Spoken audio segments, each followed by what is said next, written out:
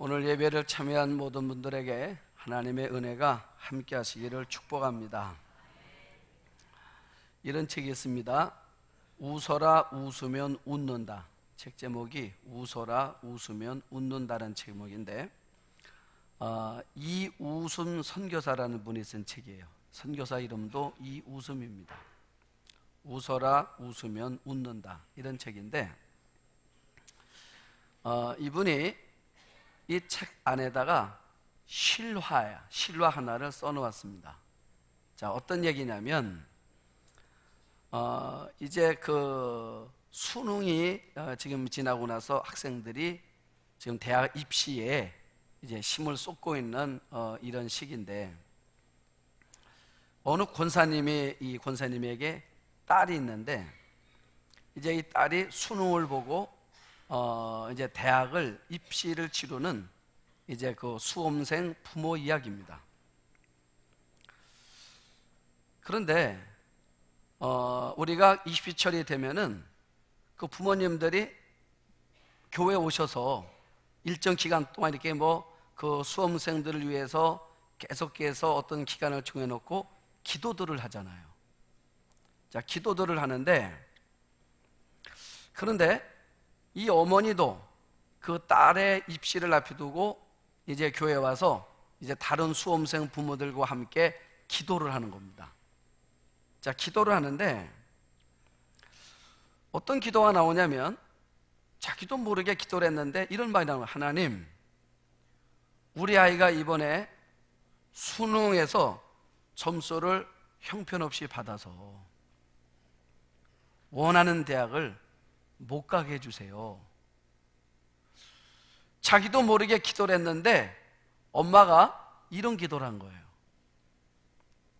그래서 이 엄마가 깜짝 놀랐습니다. 자기가 기도해 놓고도 왜 내가 이런 말을 하는가? 여러분, 시험을 잘 봐야 될 거 아니에요. 모르는 것도 찍어놓으면 맞게 해주시고, 우리 이렇게 기도하지 않습니까?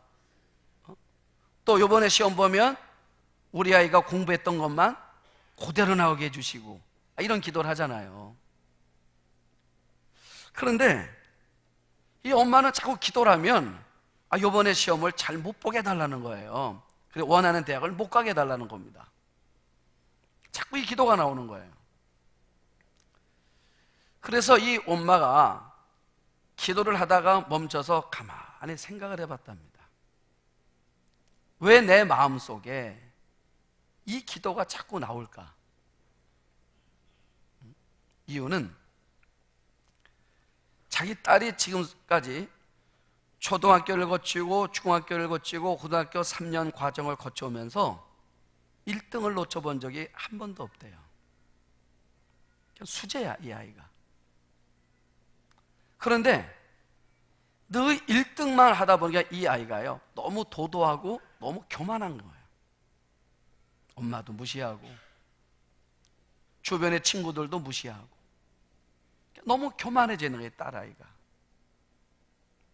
만약에 이래서 이 아이가 원하는 대학을 들어가고 자기가 원하는 인생을 살았을 때, 우리 아이는 이 사회 속에서, 또 이 아이는 주변과의 관계 속에서 어떤 모습으로 살아가게 될까? 생각해 보니까 건강한 아이가 될 것 같지는 않더라는 거예요. 건강한 아이가. 그래서 자기 마음속에 이래서는 안 되지 했는데 그것이 기도로 나오더라는 거예요.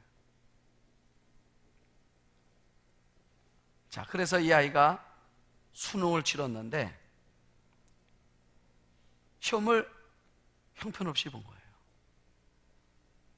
가점점을 해보니까 이 아이가 지금까지 경험해보지 못했던 점수를, 이 아이가 그 점수를 받은 겁니다.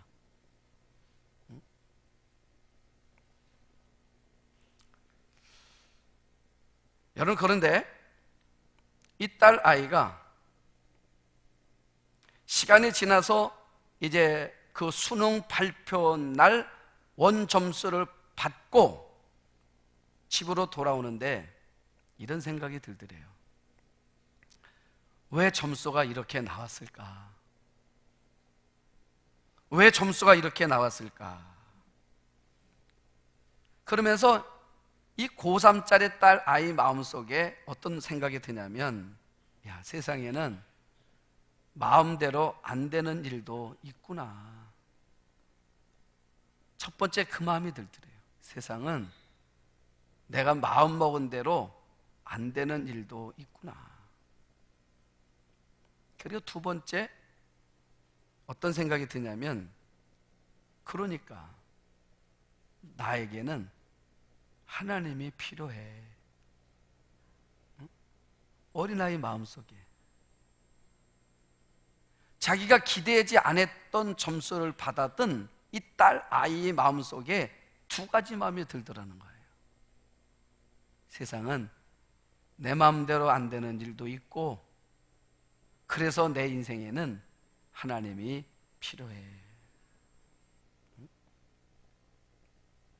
여러분, 그러면서 자기 마음속에 어떤 생각이 이렇게 드냐면, 하나님의 음성 같은 음성이 자기 마음속에 자꾸 들려지는 것 같더래요. 하나님의 음성 같은 마음이 자꾸 들려지는 것 같은 거예요.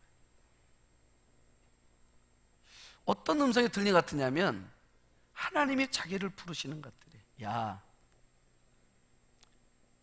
내가 너 사랑해서 떨어뜨린 거야. 그런 마음이 들더래요. 내가 너 사랑해서 떨어뜨린 거야. 여러분, 그 음성 같은 어떤 마음의 소리가 들려지면서 자기 마음속에 어떤 깨달음이 오는 거냐면, 자기가 자기 부모님들한테 얼마나 막대했는가가 생각이 나더래요. 내가 부모님한테 내가 얼마나 막대했었는가. 그리고 내가 주변 사람들한테 내가 똑똑하다는 이유 하나로, 내가 잘 나간다는 이유 하나로 내가 사람들을, 주변의 친구들을, 동료들을 얼마나 무시했었나. 여러분, 그런 생각들이 하나씩 하나씩 들더라는 것입니다. 그래서 집으로 오면서 이 아이 마음속에 내가 엄마를 만나면 내가 엄마한테 잘못했다고, 엄마한테 용서를 구해야지, 그 마음이 들더래요. 여러분, 그래서 집에 돌아와가지고 자기 엄마를 부둥켜 안고 울면서, 엄마, 내가 잘못했다고, 엄마 나를 용서해달라고, 엄마 죄송하다고, 이 딸아이가 그 점수표를 붙들고 울면서 엄마한테 용서를 구하는데, 비록 이 엄마가 딸아이의 이런 부분들을 고치고 치유하기 위해서 하나님 앞에 그런 기도를 했지만은, 막상 이 딸아이가 그런 점수를 받고 울고 있는 그 모습을 보니까 엄마도 마음이 아파서 같이 울었다는 거예요. 여러분, 한번 생각해 보세요. 이 딸이 지금의 이 모습 이대로 좋은 성적으로 대학을 합격하는 것이 이 딸이 앞으로 살아가는 인생의 행로에 이게 유익한 일인가? 아니면 대학에 떨어져서 재수를 하면서, 그래서 부모님에게 그 마음을 전하고 하나님께로 돌아오는 것이 더 좋은 일인가? 저는 후자라고 믿어요.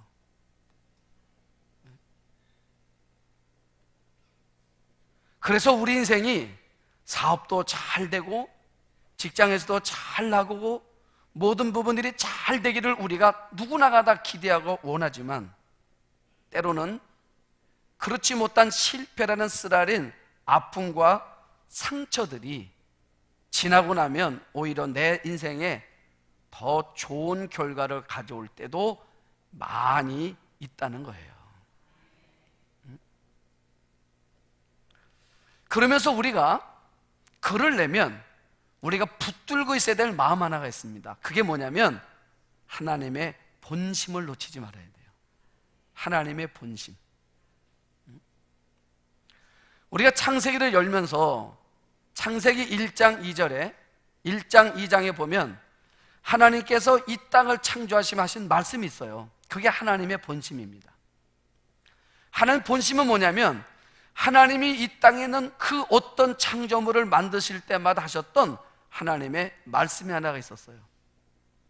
그게 뭐냐면 보시기에 좋았다.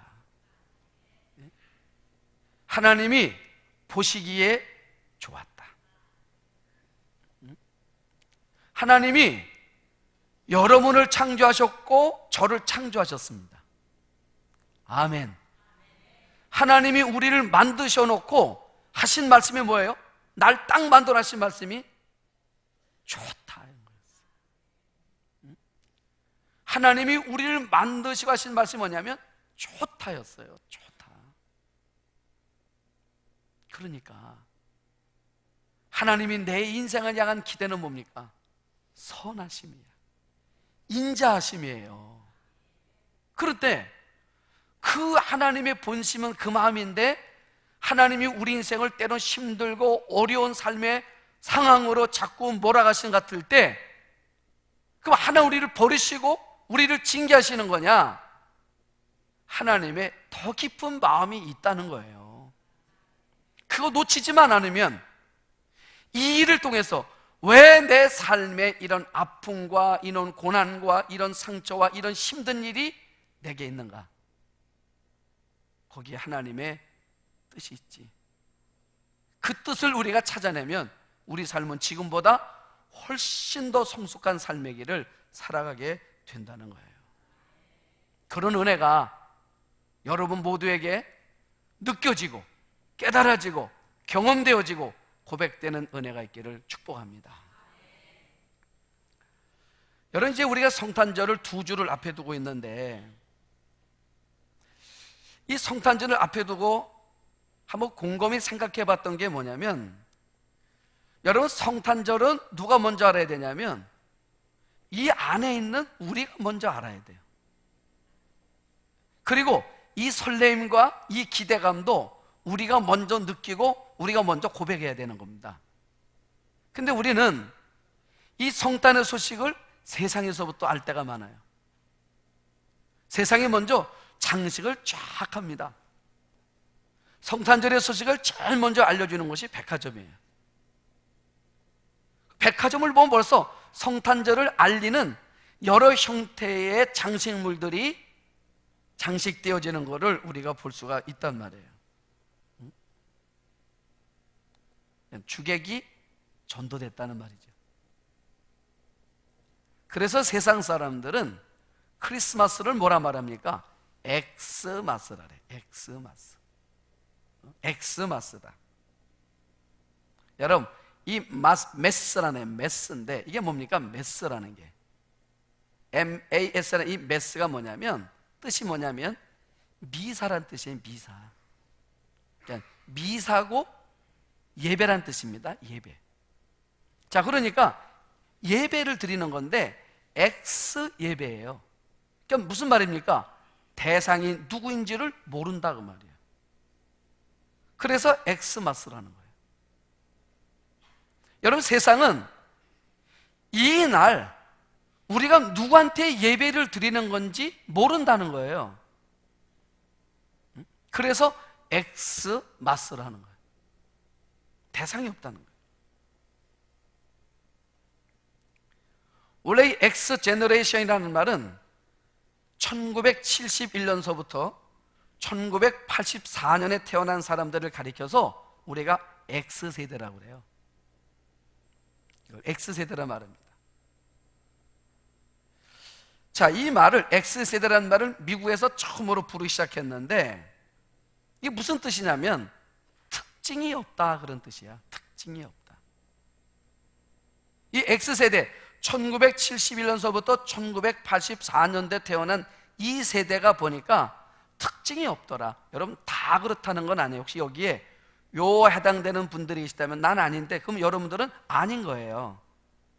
다 그렇다는 것이 아니라 세대를 보편적으로 본 겁니다. 보편적으로 보니까 이 세대가 뭔가 특징이 없더라는 것이에요. 그래서 이 용어를 만들어낸 사람이 더글라스 코플랜드라는 사람이 그 세대를 가리켜서 X세대다. 특징이 뭐냐 그랬더니 공허, 우울 이런 형태를 가지고 있더라는 것입니다. 여러분, 크리스마스 절기는 예수 그리스도 그분을 예배하는 절기입니다. 예수님을 예배하는 절기예요. 그런데 그 예배의 대상인 예수 그리스도를 알지 못한 채 또 다른 알지도 못하는 그 X 누군가를 우리가 끊임없이 예배를 하면 우리 인생은 공허해진다는 거예요. 우리는 우울해질 수밖에 없다는 것입니다.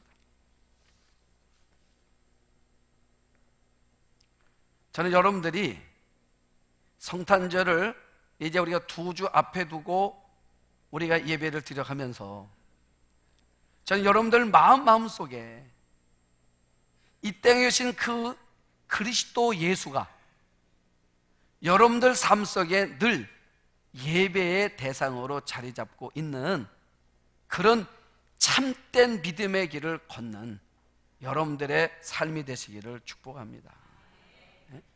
그래서 X세대라는 표현을 썼던 더글라스 코플랜드라는 분이 하나님을 쫓는 사람 책에서 그는 이런 표현을 하고 있어요.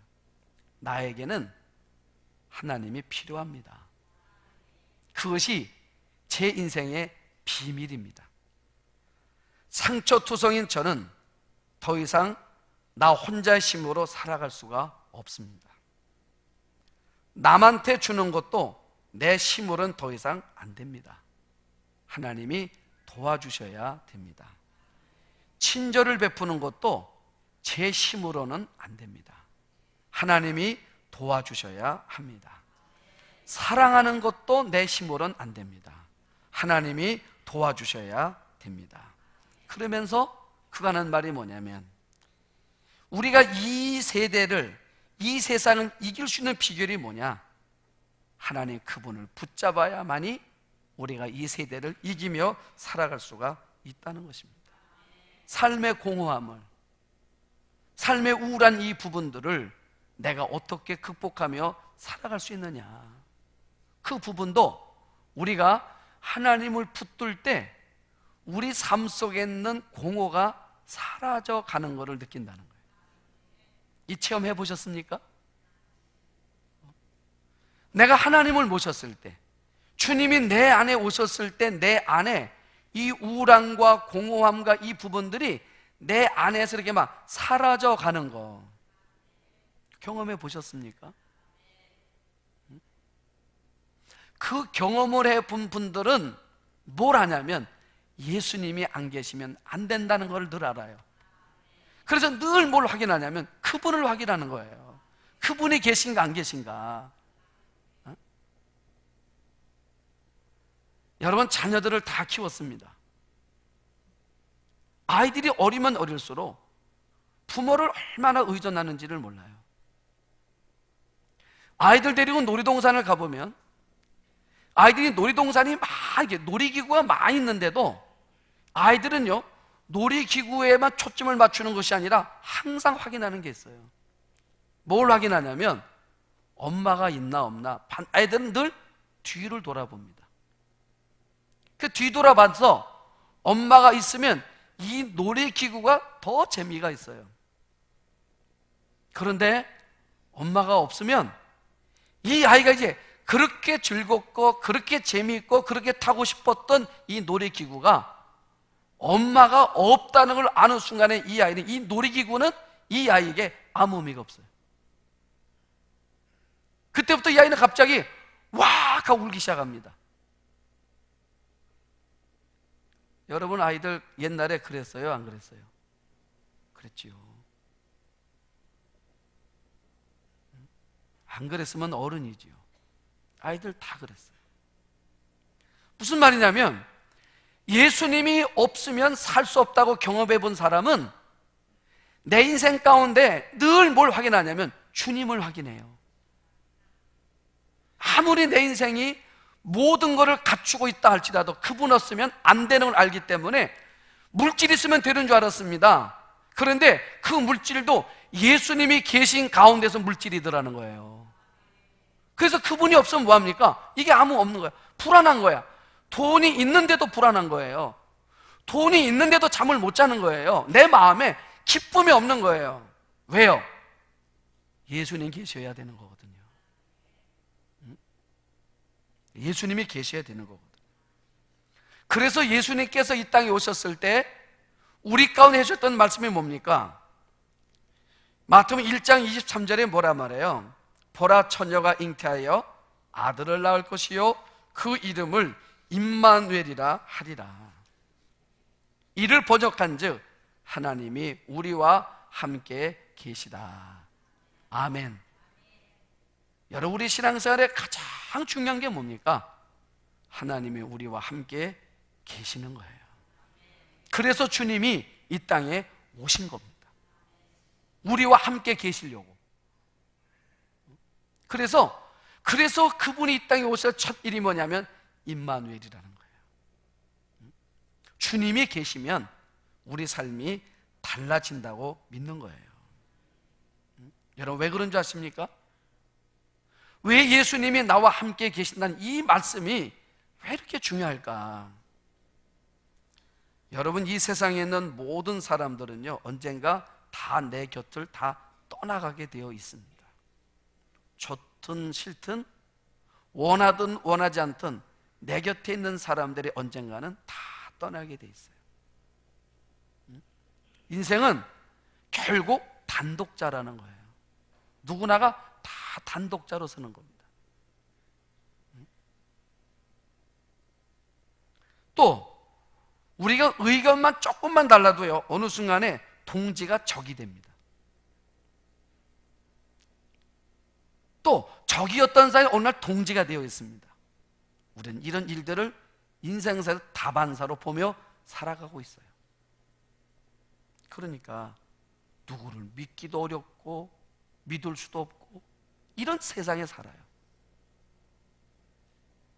그런데 그런 나에게 오신 말씀이 뭐냐면 어제도 변함이 없었고 오늘도 변함이 없고 내일도 변함이 없으실 분이 있다는 거예요. 그게 소망인 거예요. 그분이 예수라는 거예요. 예수밖에 없는 거예요. 그래서 우리가 처음에도 붙들어야 될 분이 예수고요, 오늘 붙들어야 될 분도 예수고요, 내일 붙들어야 할 분도 예수, 그분밖에 없는 거예요. 그분만 붙들어야 돼요. 다른 줄은 다 끊어질 줄들이에요. 예수만 붙들어야 돼. 예수만. 거기에만 생명이 있는 거예요.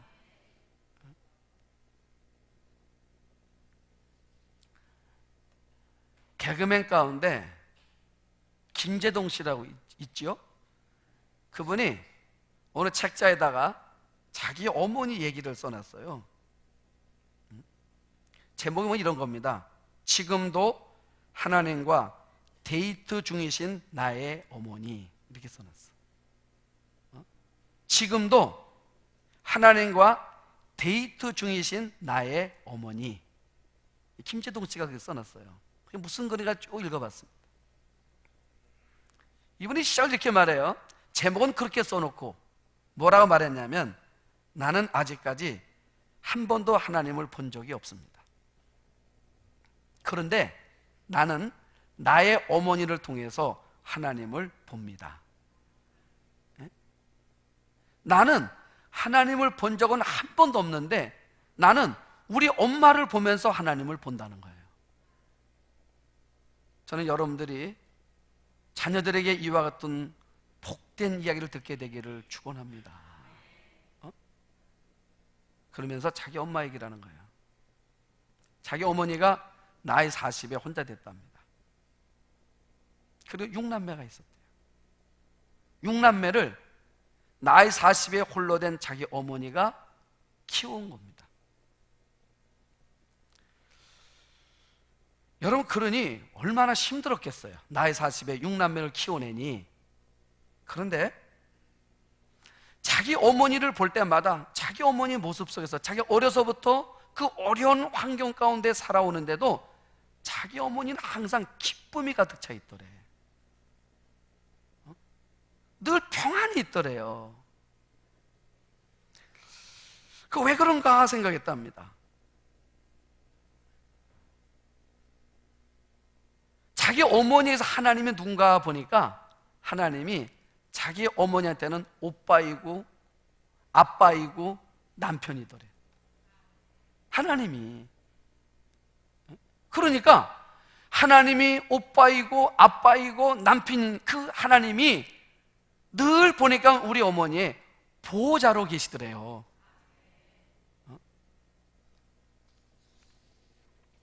여러분, 그러니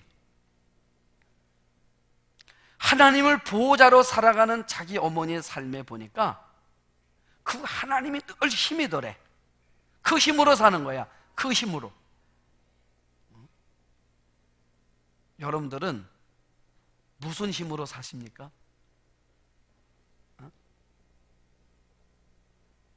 제가 그 글을 보면서 옛날 어린 시절 생각이 났어요.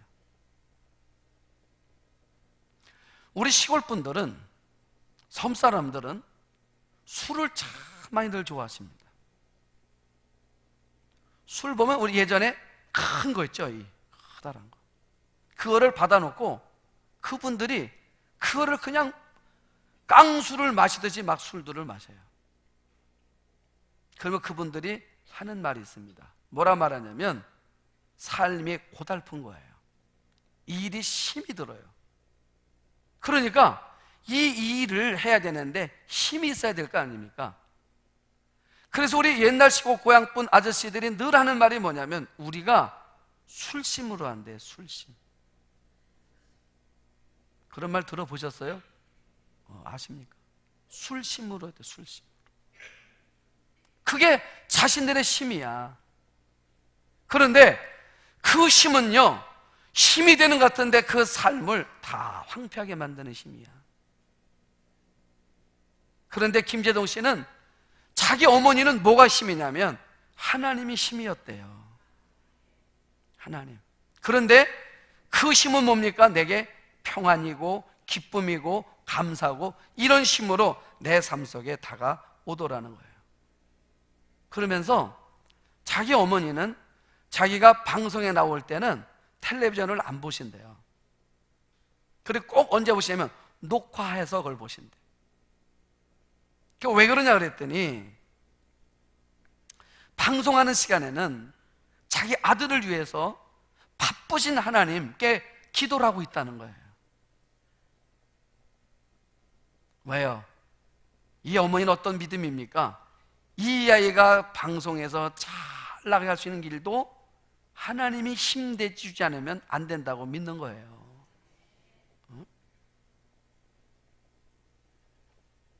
그래서 자기는 어머니 옆에서 지금도 위로하고 계시는 하나님을 보는 것 같습니다. 이렇게 써놨어. 또 뭐라 말하는 줄 알아요? 나는 어머니의 그 웃음에서 그 희망의 주름살 너머에 묻어나는 평안을 하나님을 통해서 보는 거예요. 여러분, 하나님이 우리 안에 계시면 하나님을 보여주는 사람이 되는 거예요. 네? 여러분 안에 하나님이 계시면 여러분들을 보고 사람들이 하나님을 보는 거예요. 그게 임마누엘입니다. 지금 오늘 성경에서 왜 동방의 박사들이 저 동방에서부터 예루살렘까지 온 이유가 무엇이었습니까? 이들이 이렇게 말하고 있어요. 2절에 유대인의 왕으로 나신 이가 어디 계시냐? 우리가 그에게 경배하러 왔다. 무슨 말입니까? 예수님을 만나러 왔다는 거예요. 왜 만나야 됩니까? 그분을 만나야 우리 삶이 이렇게 달라지기 때문에 그런 거예요. 예수 없는 삶은 황폐한 삶이 될 수밖에 없다는 겁니다.